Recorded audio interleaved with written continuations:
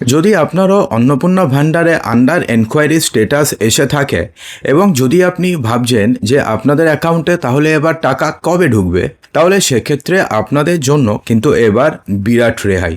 হ্যাঁ বন্ধুরা, নবান্নের তরফ থেকে একটা বড়সড় নির্দেশিকা সামনে এসছে এবং যেটা শুনে কিন্তু আপনাদের মধ্যে অনেকে কিন্তু অনেকটাই খুশি হতে চলেছেন। তো কী সেই আপডেট সামনে এসছে এবং আপনারা টাকা এক্স্যাক্টলি কবে পাবেন সেটাও জানাবো। সেই জন্য ভিডিওটি শেষ অবধি আমাদের সঙ্গে থাকবেন এবং অবশ্যই চ্যানেলটিকে সাবস্ক্রাইব করে দেবেন। দেখুন, রাজ্য সরকারের অন্যতম জনপ্রিয় এবং বহুল চর্চিত সামাজিক সুরক্ষা প্রকল্পগুলির মধ্যে একটি হচ্ছে অন্নপূর্ণা যোজনা প্রকল্প। দেখুন, এখন অন্নপূর্ণা যোজনা নিয়ে যা সমস্যা তৈরি হয়েছে, তো সেই সমস্যা সমাধানের জন্য এবার প্রশাসনের তরফ থেকে অত্যন্ত তৎপরতার সঙ্গে শুরু হয়েছে অন্নপূর্ণা ভান্ডার নিয়ে করা ভেরিফিকেশন বা যাচাইকরণ প্রক্রিয়া। আর এই রাজ্যব্যাপী যাচাইকরণ প্রক্রিয়ার মাঝেই অফিসিয়াল পোর্টালে ঘটে গেল এক বিরাট এবং তাৎপর্যপূর্ণ পরিবর্তন।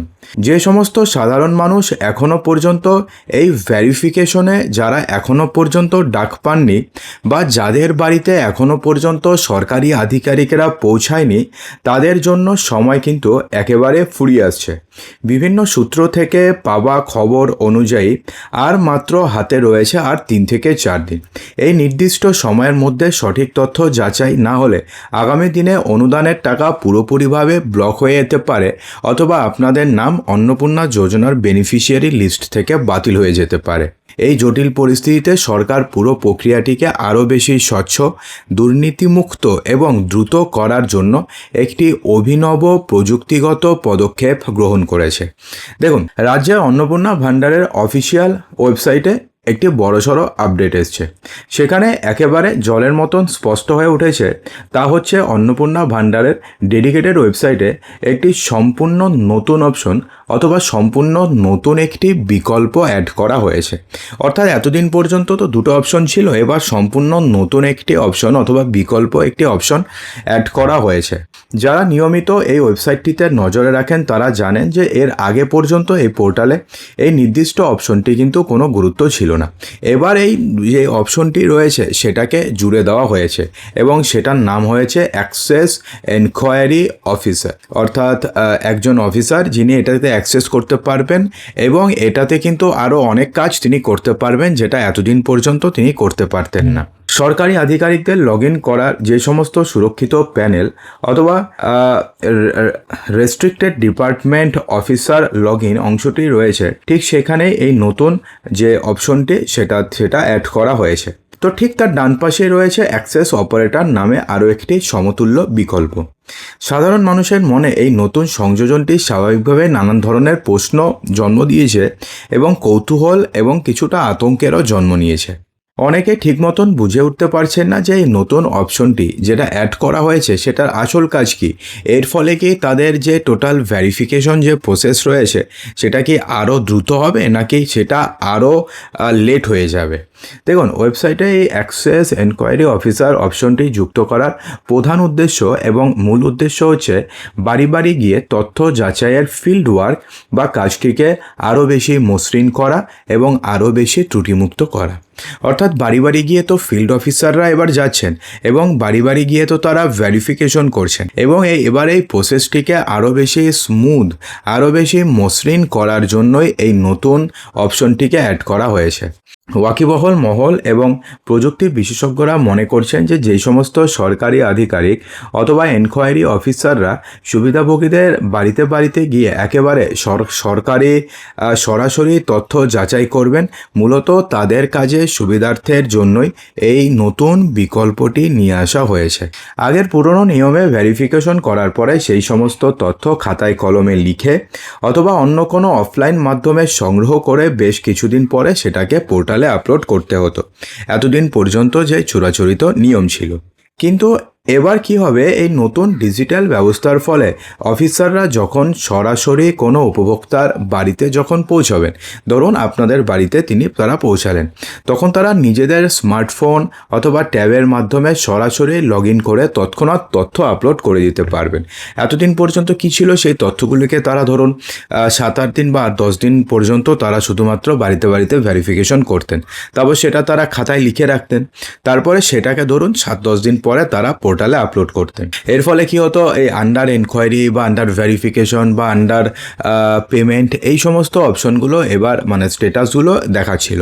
কিন্তু এবার কি হবে না, ভেরিফিকেশনের পরে বাড়ি বাড়ি ভেরিফিকেশন হবে এবং তখনই তৎক্ষণাৎ ডিজিটাল মাধ্যমে তার সমস্ত তথ্য আপলোড করে দেবে।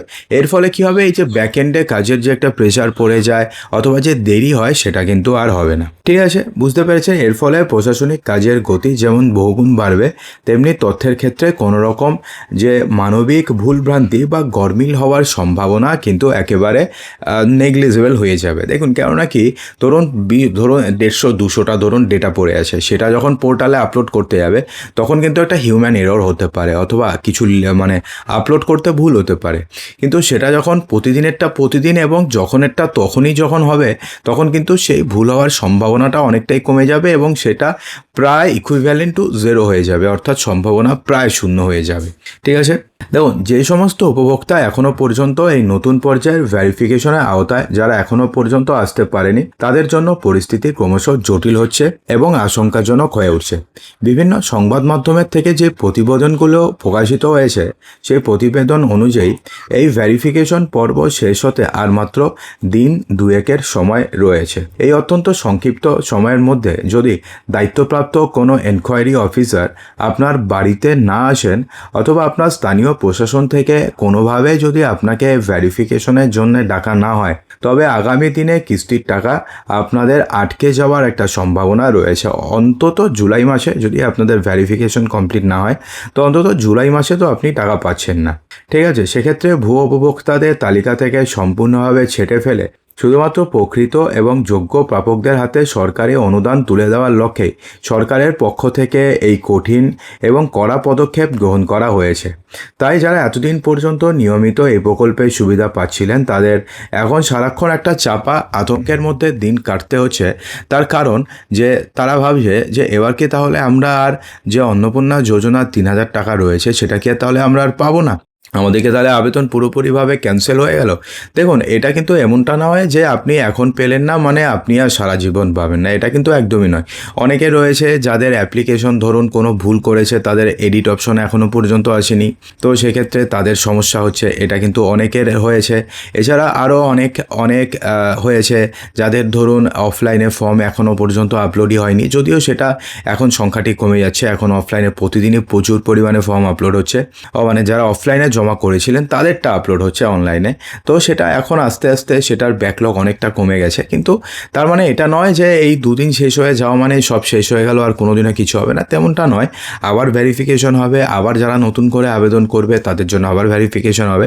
কিন্তু এটা যদি না হয় তাহলে আপনি জুলাই মাসে টাকা পাবেন না, অর্থাৎ জুলাই মাসে যে 3,000 টাকাটি রয়েছে সেটা আপনাদের মিস হয়ে যাবে। অগাস্ট মাসে কিন্তু যদি আপনাদের অ্যাপ্লিকেশন অ্যাকসেপ্ট হয়, তাহলে কিন্তু আপনি জুলাই মাসের টাকা পাবেন না। তো এই মাসের টাকাটা কিন্তু আপনাদের চলেই গেল। তো বন্ধুরা, আশা করব যে ভিডিওটিতে আপনাদের সমস্ত কিছু সঠিকভাবে বোঝাতে পেরেছি। যদি ভালো লেগে থাকে তো লাইক করবেন, শেয়ার করবেন এবং চ্যানেলটিকে সাবস্ক্রাইব অবশ্যই করবেন।